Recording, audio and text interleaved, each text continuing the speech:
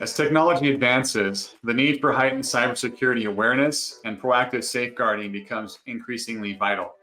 Cybersecurity is not solely the responsibility of the IT team, but everybody has a role in protecting data.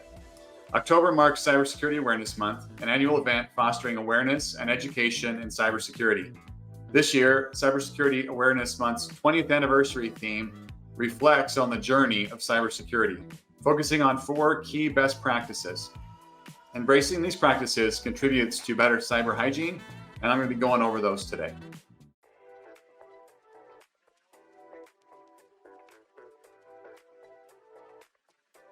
Hope you're having a wonderful Cybersecurity Awareness Month. Also, happy Nevada Day. I'm Michael Kinnett, CEO and founder of Eternal Networks, and every Friday at 1 p.m., I go live on Facebook, YouTube, Twitter, and my personal LinkedIn pages to discuss the latest in technology and cyberspace news that might affect you and your business. At the end of our live session, I'll also be answering any questions from the audience. So if you've got any questions, business, tech, cybersecurity, whatever, get them ready. I'll have some time to talk about those at the end. First, the news. If you've ever received an email from a Nigerian prince saying that he wants to send you some of his vast fortune in trade for helping him, there's some good news for you, right? We all know now this is a scam. The Nigerian police just announced that they've arrested 6 individuals in connection with a cybercrime recruitment and mentoring hub that was based there in Nigeria and has been linked to business email compromise, romance, and investment scams. The individuals, after their arrest, confessed to being involved in various cyber crimes, including identity theft, hacking, and trading of hacked Facebook accounts, romance scams, computer-related forgery, and other computer-related fraud. So good news for the Nigerian police department in a well done sting in capturing those criminals. Also, Apple has released some recent updates and patches, and one of those patches finally fixed a vulnerability that's been on the iPhone and iPad for years that undermined a privacy feature that prevented tracking of devices' MAC addresses on networks. Apparently, the feature never worked as intended, even since it was first released in 2020. In addition to sending a randomly generated MAC address to the network, which is what the feature was supposed to do, the devices were also including the original MAC address, not only to the network equipment, but in the broadcast to the entire network. So any device on the network would receive the MAC address of that device, and it was through the AirPlay requests on that. The latest patches from Apple have resolved the issue, so make sure you update, especially if you use that feature. All right, today for our topic of discussion, the NCSA and CISA themed Cybersecurity Awareness Month has focused on these 4 key best practices for cybersecurity that I mentioned in my opening. And these are 1, enabling multi-factor authentication, 2, using strong passwords and a password manager, 3, updating software, and 4, recognizing and reporting phishing. And I'm going to go into each of these 4. Central to the Cybersecurity Awareness Month is the promotion of essential cyber hygiene practices, which is what these 4 things are. We follow good hygiene to maintain our physical health.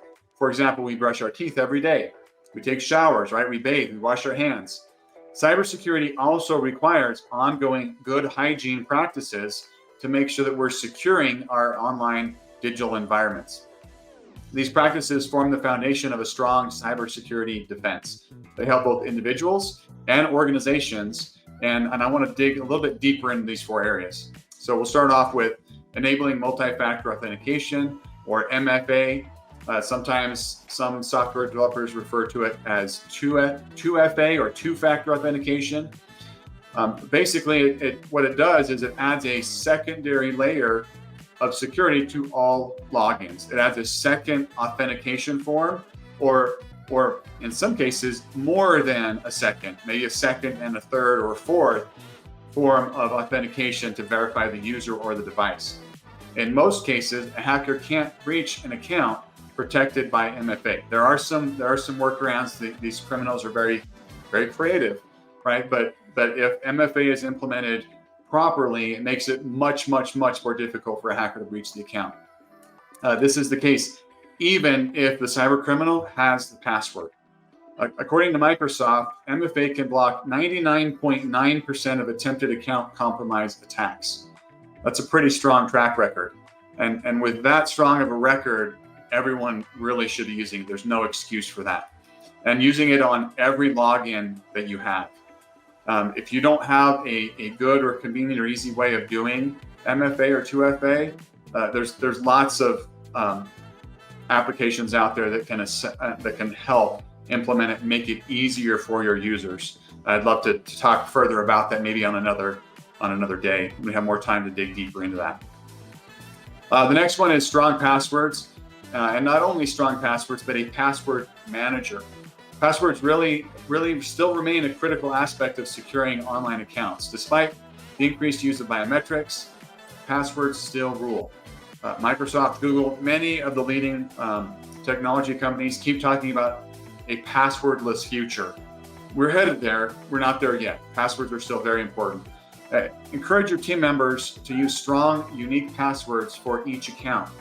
Avoid easily guessable information like birthdays or names, dates, any of that kind of information, pet names. Companies can help by setting strong password enforcement rules. This requires a strong password before it's accepted in a system. For example, you might set up a policy that requires the password to have at least 12 characters, at least one uppercase letter, at least one lowercase letter, at least one number, at least one symbol. The more of those that you use, the more difficult it will be for a brute force attack or for a criminal to get into that system. It's important that you have really two things in place with this, and really with any of these things I'm talking about, right? It's important that you have a documented company policy that your staff knows about, reviews, and accepts. As part of working in your organization, they have to accept that this is our password policy or our MFA policy, or some of the other ones we're going to be talking about today. The second piece is making sure you have those controls in place to enforce MFA and to enforce passwords. And one of the best way of doing this is providing a password manager, right? So passwords need to be secure, need to be difficult. A password manager really makes it easy to do that, right? It makes it easy for every login to be unique, because everything is stored in an encrypted vault that only that employee has access to, so that they don't have to remember 600 passwords. They really only have to remember one, and that's the password to get into that vault. All right, next on the list of 4 topics for the month from CISA is updating software. Outdated software creates vulnerabilities that cyber criminals and threat actors can exploit. Regularly updating your operating system, your applications, firmware, ensures that the latest patches are in place and the latest protections are in place. Some of these updates can be automated, and that's a great way to ensure that they're done promptly. The longer you delay installing those patches, especially the critical ones, the more at risk and exposed you are. Companies can use endpoint device managers to handle updates across all employee devices. That's one of the ways that we help manage our clients' networks, right? Is we deploy tools that allow us to monitor and push out and manage that patching process. Some of these managers, like Microsoft Intune, simplify the process and enhance endpoint security. The last of our 4 topics today is recognizing and reporting phishing. Phishing attacks are a common vector for cyber threats. Year over year, that continues to increase. It's critical that you train your team to identify phishing emails, suspicious links, and unsolicited attachments. And I should say, not only emails, but also text messages. We had a client not too long ago that forwarded me an email that was a phishing email, right? A very well-crafted one. And the individual, shortly after receiving the phishing email, received a phishing text message, an SMS, that was attempting to spoof the CEO, the owner of the company. So luckily, these staff knew what to look for, knew what to recognize, and they reached out to us as their IT provider, helping them manage their cybersecurity. But your staff needs to be trained how to recognize these things. They encourage them to verify the sender's email address or phone number if it's a text message, as well as never providing sensitive information unless they are certain 100% of the recipient's authenticity and who they are. It's also important to educate your employees about phishing in all aspects, right? Phone calls is another big one.